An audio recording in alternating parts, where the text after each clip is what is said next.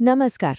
कभी ऐसा हुआ है कि किसी बहुत बड़ी पार्टी या जश्न के बाद जब सब शांत हो जाता है तो एक अजीब सा खालीपन महसूस होता है। खास तौर पर नए साल के शोर शराबे के बीच हम शायद ये सोचना भूल ही जाते हैं कि सच्ची खुशी, असली सुकून आखिर होता क्या है। तो आज चलिए उस शोर से थोड़ा परे हटते हैं और उस गहरी शांति को खोजने की एक कोशिश करते हैं। तो चलिए इस सफर को एक सवाल से शुरू करते हैं। जब हम कहते हैं एक नई शुरुआत, तो इसका मतलब क्या सिर्फ कैलेंडर पर एक तारीख बदलना है, या फिर इसका मतलब अपनी जिंदगी की दिशा को सच में पूरी तरह से बदलना है? जरा उस सीन के बारे में सोचिए जिसे हम अक्सर जश्न मान लेते हैं। जिन आध्यात्मिक वचनों पर हम आज बात कर रहे हैं, उनके हिसाब से ये जगह खुशी का नहीं बल्कि शोर और बेचैनी का सेंटर होती हैं। और आज की इस भागदौड़ भरी दुनिया में क्या ये बाहरी शोर कहीं ना कहीं हमारे अंदर के शोर को ही नहीं दिखा रहा? और इसी हो हल्ले और कोलाहल के बीच एक आवाज गूंजती है, हैप्पी न्यू ईयर। पर एक पल के लिए रुक कर सोचें, क्या ये सच में हैप्पी है? क्या इसी को खुशी कहते हैं? यहाँ पे श्रोत एक बहुत सीधा और शायद थोड़ा चुभने वाला सवाल पूछता है। उनके शब्द हैं, ये क्या हैप्पी न्यू ईयर है? ये हैप्पी है? लड़खड़ा रहे हो, दुख भोगोगे, पाप कर्म कर रहे हो। ये बातें हमें सोचने पर मजबूर कर देती हैं कि जिसे हम खुशी समझ रहे हैं, कहीं वो बस एक पल का नशा तो नहीं, जिसके उतरते ही खालीपन और भी ज्यादा गहरा महसूस होने लगता है।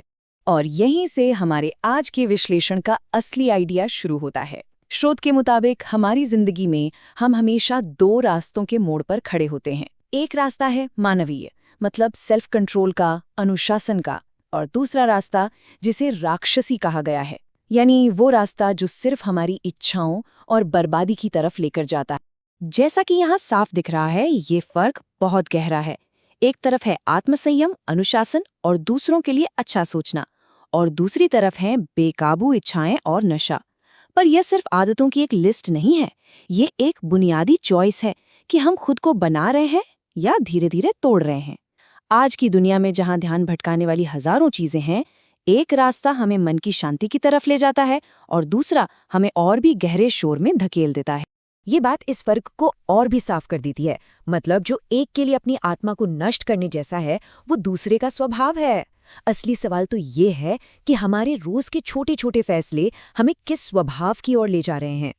और शायद यही सबसे जरूरी बात है। ये फैसले बस उस एक पल के लिए नहीं होते।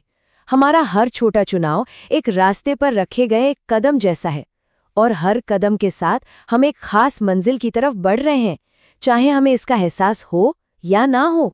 स्रोत के अनुसार इस विनाशकारी रास्ते का अंत बहुत भयानक है। दुख, अकेलेपन में सड़ना और आखिर में एक ऐसी हालत जिसे नरक कहा गया है।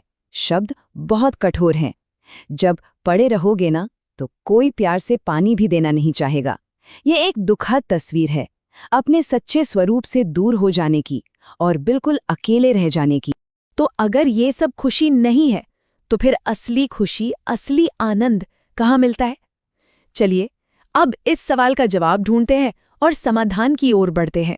जवाब आपको शायद बहुत सरल लगे, पर यह बहुत गहरा है। सच्चा आनंद बाहरी चीजों के शोर में नहीं, बल्कि किसी ऊंची चेतना से जुड़ने में और मन को साफ रखने में मिलता है।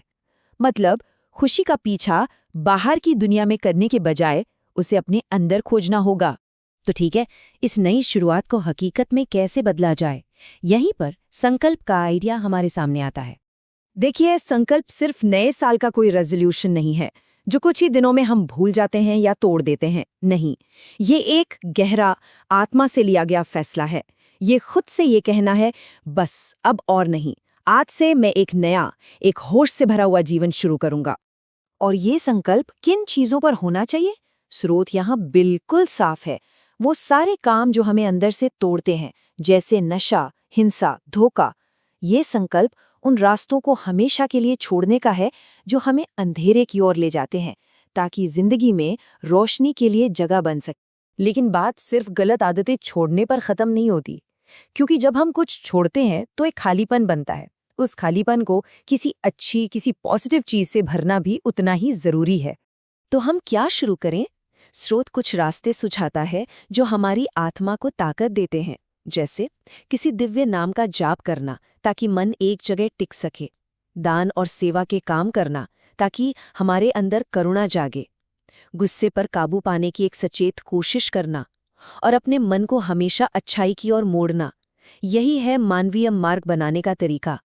अब हम इस विश्लेषण के आखिरी हिस्से की तरफ बढ़ रहे हैं और यहाँ ये समझना बहुत ज़रूरी है कि ये संदेश सिर्फ 31 दिसंबर की रात के लिए नहीं है। ये सोच हमें याद दिलाती है कि एक नई शुरुआत करने का मौका हमें हर दिन, हर पल मिलता है। ये एक रात का जश्न नहीं, बल्कि जिंदगी जीने का एक अनुशासित, होश से भरा हुआ और आनंदपूर्ण तरीका है। और अंत में एक आखिरी गहरी चेतावनी, मनमानी मत करो, नहीं तो वो दंड भोगने को मिलेगा जो तुम सोच भी नहीं रहे हो। इसे एक धमकी की तरह मत देखिए, ये असल में अपने कर्मों के नतीजों के बारे में जागरूक होने के लिए एक पुकार है, उस जिंदगी की जिम्मेदारी लेने की पुकार जिसे हम अपने हर एक चुनाव से बना रहे हैं। तो चलिए, आज की बात को हम सब के लिए इस एक सवाल के साथ खत्म करते हैं।